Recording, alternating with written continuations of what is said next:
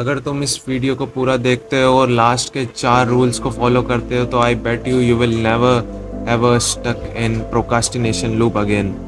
आज हम प्रोकास्टिनेशन पर इन डेप्थ बात करेंगे, क्या होती है, कैसे इसे रिजॉल्व करा जाता है। तो सबसे पहले हम बात कर लेते हैं प्रोकास्टिनेशन क्या होता है। तो मॉडर्न डे प्रोकास्टिनेशन को हम ऐसे समझते हैं कि वो एक टालने की आदत है। जैसे हम कोई भी एक डिसीजन बनाते हैं या हमारे पास कोई काम आता है जिसकी हमें इम्पोर्टेंस अच्छे तरीके से पता है, हमें पता होता है एग्जैक्टली क्या करना है, पर तब भी हम उस चीज़ को टालते हैं, टाल मटोली करते हैं। हमें पता होता है कि बाद में भी हम ही करेंगे, पर तब भी हम टालते हैं। तो प्रोकास्टिनेशन सिर्फ ये ना होके एक एग्जिस्टेंशियल फिनोमिनन है जो कि होता है 4 चीज़ों के बीच में, जिसमें पहली होती है time, ego, desire and attention. तो ईगो इसमें कहता है कि मैं कल इस काम को ज़्यादा बेहतर तरीके से कर पाऊँगा। आज अगर मैंने ये काम करा तो इतना अच्छा रिजल्ट नहीं आएगा उसका, ये ईगो कहता है। अटेंशन की सबसे हालत ख़राब है आज की, क्योंकि अटेंशन स्पैम बहुत कम हो चुका है। तो चाहे अच्छा हो चाहे बुरा, वो सेमली इधर उधर भागेगा, वो टिकना नहीं जानता आज का अटेंशन। डिज़ायर का सिर्फ सिंपली एक मोटिव है कि वो इस समय इस मूवमेंट को कंफर्टेबल आरामदायक बनाना चाहता है। इन तीनों चीज़ों की वजह से हमारा टाइम पे इसका असर पड़ता है। There is no tomorrow. Procrastination में सिंपली हमारा टाइम वेस्ट हो जाता है। काम तो हमें करना ही पड़ता है, चाहे एक रात पहले कोई जॉब प्रोफेशनल हो चाहे स्टूडेंट हो, वो एक रात पहले काम उसे करना ही पड़ेगा सबमिट करने के लिए। पर इस प्रोकास्टिनेशन के चक्कर में हम अपनी चीज़ों को फाइनलाइज नहीं कर पाते हैं। बस एक मीडियोक्रिटी, एक गंदी आदत जो बस काम कंप्लीट करने की होती है, ये डेवलप कर लेते हैं समय के साथ, जो कि बहुत बेकार है। तो इस समय जब ये तीनों चीज़ें ईगो, अटेंशन, डिज़ायर हमें नचा रही होती है, तो हम ऐसे एक्ट करते हैं जैसे हम एग्जिस्ट ही नहीं करते। We deny that fact that we are existing. We are simply running away from the responsibility of living a life. Stop. What do you mean by that? ये सब आलस, आराम, घबराहट, हेजिटेशन किसी काम को लेकर ना होकर तुम्हारे फ्यूचर सेल्फ की हत्या या उसकी लाइफ में डिफ़िकल्टीज पैदा करना है। आज जब तुम एक छोटा मामूली सा काम भी टालते हो तो तुम इस एक्ट से अपने फ्यूचर सेल्फ को कमज़ोर बना रहे हो, जो कि आने वाले समय में तुमसे 1000 गुना बड़ी चुनौतियां उठाएगा। अभी तो सिर्फ AI आया है, आगे 10 साल बाद AGI भी आएगा। Now see everything is relative, right. आज जो तुम हो उससे ही मिलता जुलता, उसमें मास्टरी करता हुआ तुम्हारा फ्यूचर सेल्फ होगा।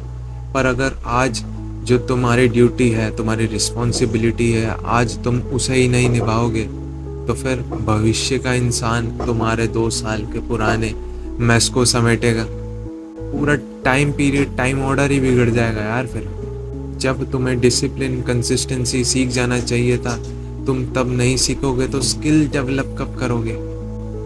देखो, ज़िंदगी कोई एक जादुई चौकोपाई नहीं है जो अचानक से तुम्हारी झोली में आके गिर जाएगी। कोई एक अपॉर्चुनिटी नहीं है जो कि अचानक से तुम्हारी लाइफ में आ जाएगी और तुम एकदम एग्जैक्टली हर एक मूव चेस की तरह एग्जैक्टली सही प्ले करोगे। ज़िंदगी एक सक्सेसिव प्रोग्रेशन है, एक के बाद एक स्टेप वाइज ज़िंदगी चलती है। हम छोटे छोटे एक्शन में मास्टरी करते हैं, अपना day routine, skill set, money making, छोटी छोटी चीज़ों पे काम करते हैं। बड़े लक्ष्यों को उठाने की काबिलियत विकसित करते हैं समय के साथ। जब हम समझते हैं कि यही छोटे छोटे जो आज हम टाल रहे हैं, यही हमें डेवलप कर रहे हैं, यही हमें तैयार कर रहे हैं, तो हम इम्प्रूव करते हैं दर बाय दर अपनी capability and attributes toward life. तो जैसे बात करते हैं, एक टर्म होता है एमर्चर, शायद मैं सही प्रोनाउंस कर रहा हूँ। एमर्चर एक ऐसा इंसान होता है जिसका जब मन करता है तब वो काम करता है, जब इंस्पिरेशन होती है तभी क्रिएशन होती है, जब कुछ होता है तब कुछ होता है, जब मूड होता है तभी काम होता है। ये एमर्चर होता है। पर आज के वर्ल्ड में ऐसे लोगों की कोई जगह नहीं है। We have to adapt professionalism specifically towards our career. चाहे कैसा भी फील हो रहा हो, हम एक सर्टन एक्ट को परफॉर्म कर पाएँ, अपने आप को फीलिंग्स और इससे ऊपर उठा के एक सिस्टम दिखा पाए जो कि दर बा दर काम करना जानता है, प्रोडक्टिविटी को मीट करना जानता है हर बार। सो परफेक्शनिज्म और प्रोफेशनलिज्म के बीच में कंफ्यूजन मत बनाना। Perfectionism is simply a piece of shit. Perfectionism की वजह से ही आज तुम इस चैनल की हालत देख सकते हो, पर वक्त के साथ हमें प्रोफिशेंट बनाना होगा खुद को। Simply be fucking capable and effective in completion of any kind of task. This is what we call proficient.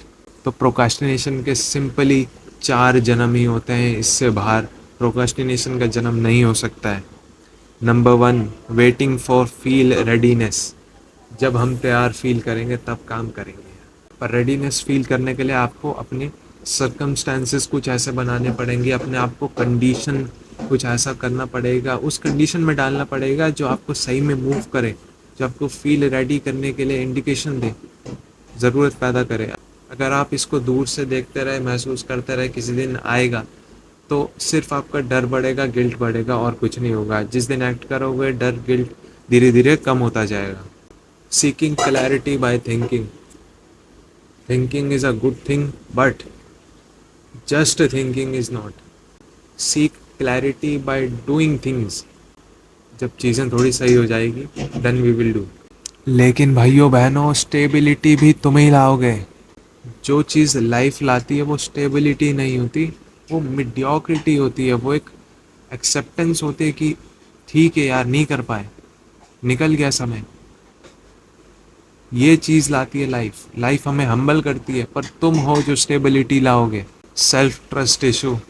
शायद मेरे को इस पे बात करने की ज़रूरत नहीं है। इतना इनर सेल्फ को हम सब कहीं ना कहीं बहुत इग्नोर करते हैं।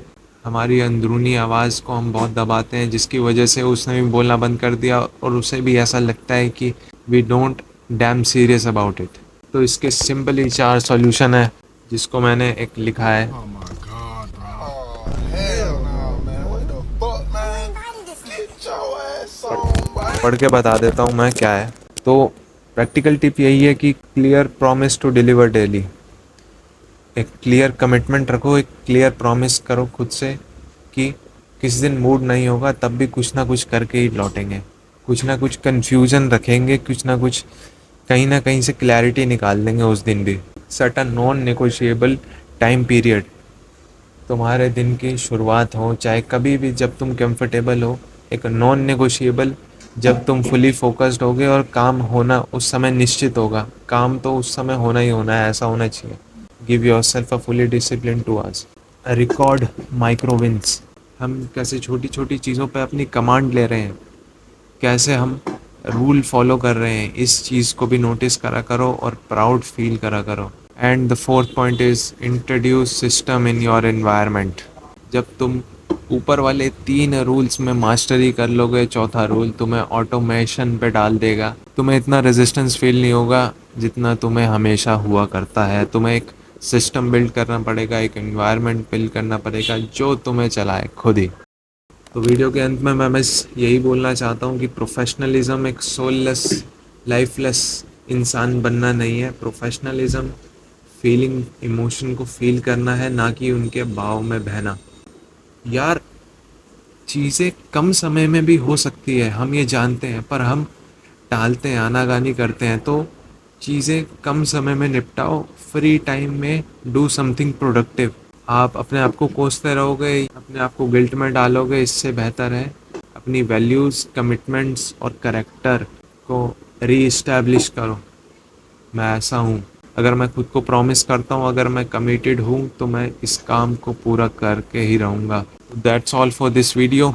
लाइक, शेयर, सब्सक्राइब अभी कुछ मत करो भाई, प्लीज़ कमेंट, डू कमेंट। मेरे को फील नहीं होता कि कोई मेरे को देख भी रहा है। यार कमेंट करो अगर तुम्हारे पास ये वीडियो पहुँचती है। That's all for this video.